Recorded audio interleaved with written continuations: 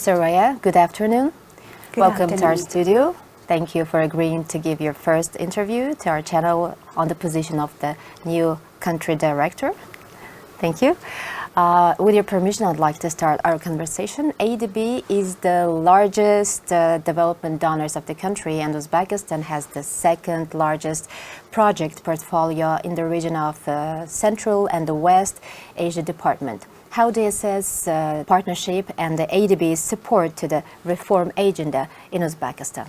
Well, thank you very much for having me here. I appreciate this opportunity for having me to come here and sit in this very relaxing setting and chat with you and share my thoughts and views about ADB and my work. Your opening question is very critical.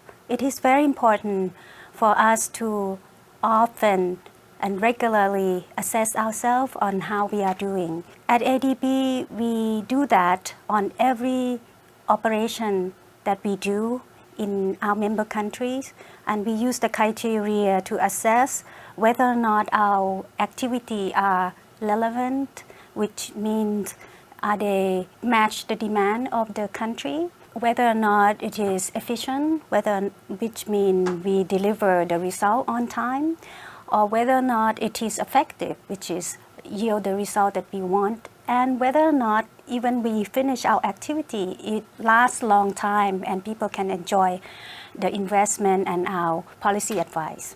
So with this, we regularly assess our activity, and on top of that, we have our independent evaluation department who are really tough grader, and they also validate whether or not we assess ourselves well, because it's very important to know and learn from the lessons and improve. So this is how we are doing things. And yes, we have many activities, so we assess every project right now because we also come to the end of our 5-year country partnership, which will conclude at the end of this year. The assessment at the strategic level hasn't been finished yet, but so far looking at different activities that we've done in the country, both from the sovereign side, meaning the lending through the government, investment in infrastructure and social projects, plus the private sector development project, we found that our investments are on track and yield good results. But like I said, it hasn't concluded yet. So in months to come, then this assessment will be shared to the public. We know that the ADB updates its country partnership strategy every 4 or 5 years. Upon taking office as the head of ADB in Uzbekistan, you are assigned to oversee the preparation and the implementation of the bank's partnership strategy with our country for 2024 and 2028. So will be there any conceptual changes in this strategy, or maybe will emphasis placed on development of already defined areas? Yes, you're right. Following up from what we said earlier, we have this country partnership strategy prepared every 5 years. So last time we prepared such strategy, it was 5 years ago. 5 years ago, country and the world were very different from today. Things have changed so much, and a lot of development have also gone in the very fast pace. So clearly, we have to keep up with time. So our new strategy will have to provide resources and advice for the country to achieve development result in a faster speed. The difference that we can see in the past 5 years, one thing is about country growth. Population growth in Uzbekistan is so rapid. The country has a big proportion of young people. So these young people soon will go to the job market and will be the resource to help the country develop. So in our new strategy, we will accelerate assistance and focus on how to help young people to connect with job that is keep up with time, adopt the modern technology and knowledge to be able to serve their own livelihood and also serve the development of the country. So that's one thing about education and young people, jobs. And then another thing that is so important is about climate. In the past 5 years, we see rapid change in the climate event, and Uzbekistan is very vulnerable to climate. In this new strategy that we preparing, we foresee that we will really ramp up our effort with the government and with people. Not just the government, we also will make sure the private sector also keep in mind that the investment are green and help to the country mitigate the risk of climate change, and also adapt to the possible impact of natural disaster that won't have as big adverse impact to people. We know that at the end of the last year, ADB adopted a comprehensive reform roadmap featuring a new operating model to accelerate its transformation and more effectively serve the rapidly changing needs of its member countries in Asia and the Pacific. In your opinion, what were the prerequisites for such a transformation, and what is expected as a result of a new model? This is very important, and thanks for following our news. This change that we embarking on now is a major change in ADB. In the 56 years of existence of ADB, we had one big change like this before when I first joined ADB about 22 years ago. And at the time, ADB was relatively young, in 30s. Now we are in our 50s. We are wiser. And of course, in order to make the change, it is difficult. This is a big organization, so the prerequisite, as you mentioned, is needed. So we need to make sure that we have buy-in from everyone involved, especially staff. So we have to know that this is the time that we need to embrace change, because without change, and we cannot serve our client and our member countries well. And this change that we foresee and we aspire to achieve is about ADB being agile, being flexible, innovative, and closer to the client, and listen and serve the client well and fast. So in this sense, we have planned this all along. Since early last year, we already initiate the culture change in ADB. We have something called Culture Transformative Initiative. So we talk about our core value that ADB teams have to adopt. We want to adhere to being a trustworthy institution and transformative, also client orientation. With this, we have to change, of course, structure of our bank. To do this, we break the silo, so we have a more flexible way of doing things. Teams can share experience across the board. In the old-fashioned way, we used to have a more box-in institution, the departments, but now people share our knowledge across the board. So this should help us deliver better results, and also you will see more resources and authorities given to our field office. So this would allow us to be able to respond quickly to our clients. Thank you. In its April 2023 annual report, the Asian Development Outlook, ADB, forecast economic growth in Uzbekistan to slow to 5% in 2023 and 2024, after last year's GDP growth up to even 5.7%. Also, the forecast which made in April a year earlier, it showed that the indicator was just 4%. So is it possible to expect that the current indicators will also turn out to be more than predicted? And in your opinion, what could become the engine of growth?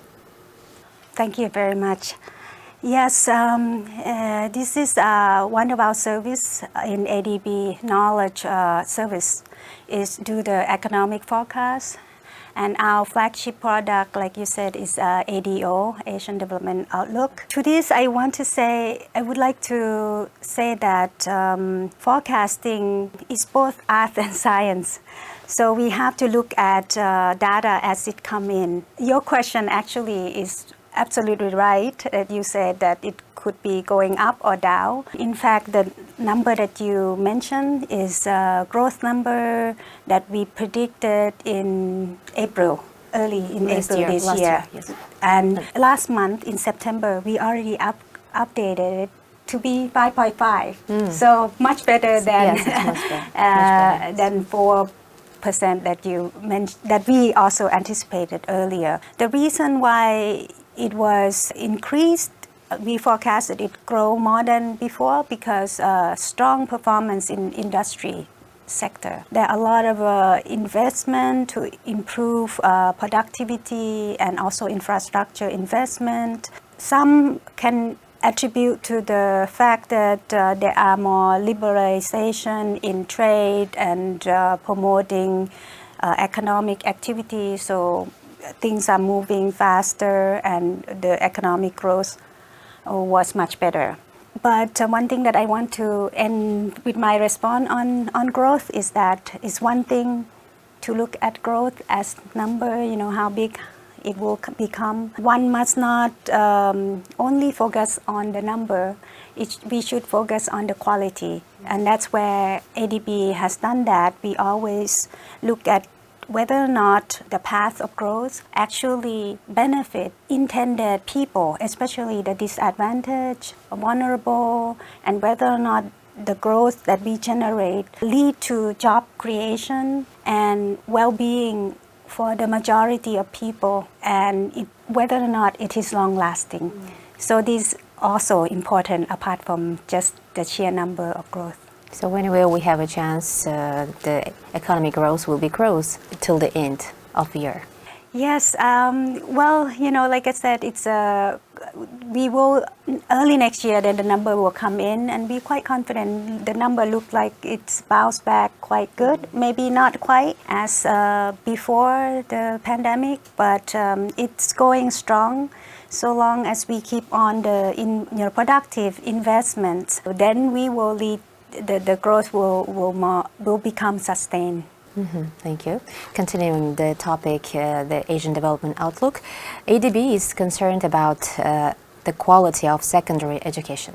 So Uzbekistan is invited to undertake the program of international student assessment to obtain a comparative assessment of the quality of its secondary school education. So in your opinion, how important is school education for diversification of economy of Uzbekistan, and the implementation of which projects may significantly improve this area? First and foremost, I would like to emphasize that education is a game changer in many, many countries. And we can see from the example of countries in Asia such as Japan, Republic of Korea, Singapore. These countries do not have a lot of natural resources, but they manage to develop fast in different levels because they invest a lot on human resources. For Uzbekistan, very fortunate that you have very talented people and young people, and we gear them to the right direction. That would be strategic. Rightly, as you said, we focus on secondary school education because we look at the number and we see that there will be a big wave of young people going into secondary school in like a tsunami wave of people. So we have to be prepared and make sure that all of the infrastructure is ready to absorb these young people. And these are the people who will be in 10 years, 15 years, will contribute greatly to the country. So the areas that very, very important for growth, usually in the STEM area. That is where ADB is preparing support for secondary school to focus on science, technology, engineering, and math. Nothing is like human resource, it's the pride of every nation. It's their people. Ms. Araya, one more question. In your opinion, how is the system of control over the intended use of funding allocated? How does ADB controls those funds are used for their intended purpose? On the assessment of ADB operation, we also see whether or not our investment has benefited the right people. The way that we are doing that is we set out before we really implement the project, what targeted group that we want to receive the benefit, and we set up the target. And when the project has finished, then we evaluate whether or not these people have received the benefit from the project as we plan. So it is very important for us when we prepare the project that we talk to the community and we involve civil society organization and the community people. For example, if it's a road project, then we see how many people can use, and we will have to keep the statistic of usage of road and how these people use the road to go to school, for example, or connect to their market. So we have the system of evaluation very detailedly. We've been doing this regularly. So far, our projects generally assess to be quite on track and lead to the right people. Of course, there's some time when we are not quite achieve the target, then we will have recommendation how to adjust the cost.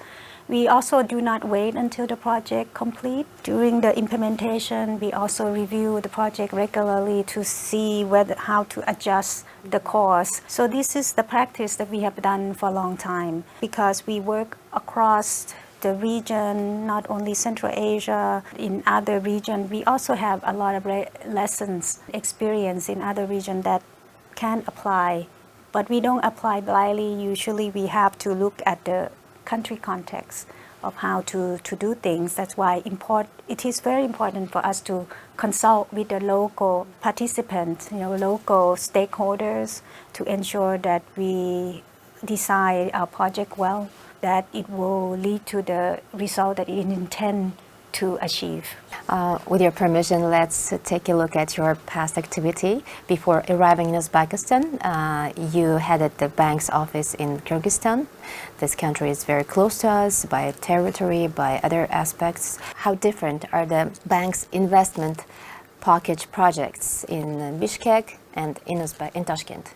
Yes, to this, I feel very fortunate to have been given opportunity to live and work in this beautiful region since February 2021. It's when I moved Bhutan in South Asia to Central Asia. And I enjoy every minute of it. Yes, the two countries are very close in proximity, but clearly Uzbekistan is a larger country among the two in terms of the economy, in terms of population. Activities in Uzbekistan are very big scale, a larger scale than in Kyrgyzstan. One thing that we also invest a lot in Uzbekistan, different from Kyrgyzstan, is getting private sector to invest in development projects like renewable energy, to including wind and solar. Whereas in Kyrgyzstan, we also have big projects, but on the sovereign side, rehabilitation of strategic renewable energy also, rehabilitation of Toktaku hydropower project. In general,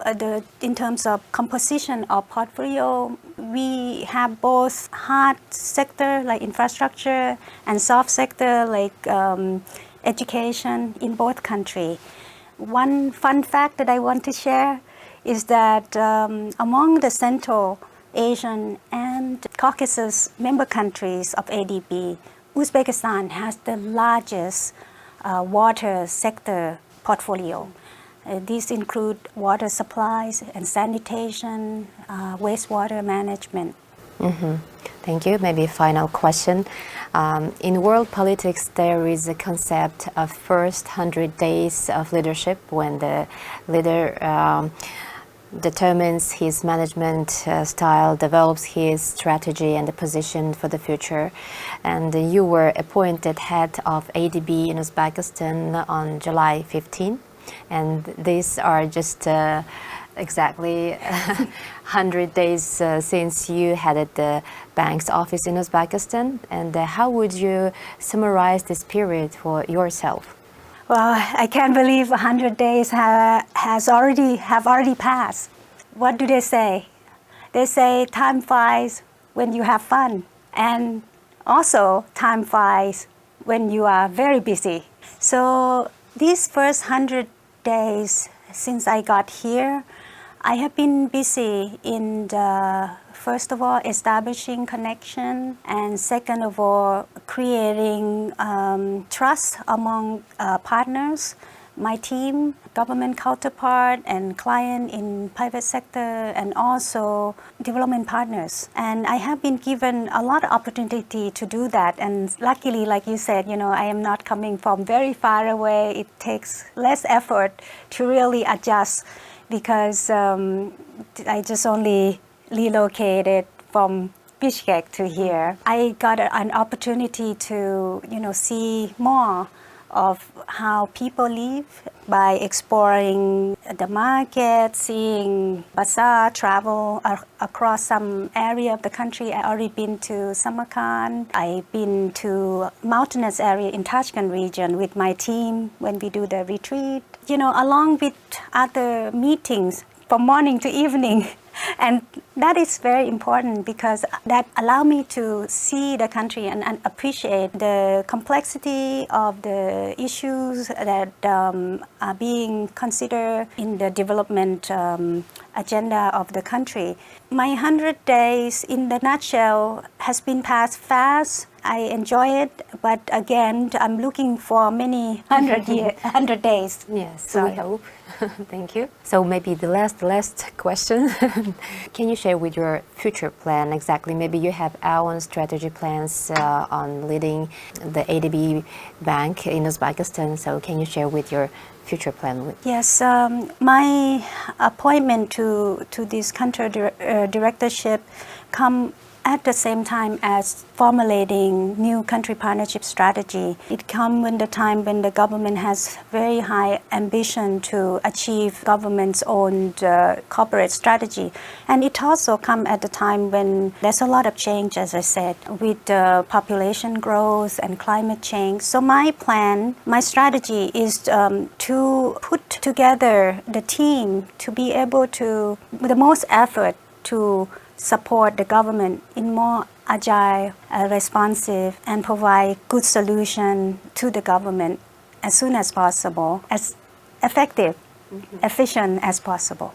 And of course, we wish you good luck in your activities, in these activities. Thank you for your time, Ms. Araya, again, and thank you for interesting and informative informations to our channel. And I wish you good luck and all the best, and I hope that this interview will not be the only, and further we will have other interesting conversations as well. Thank you. Thank you.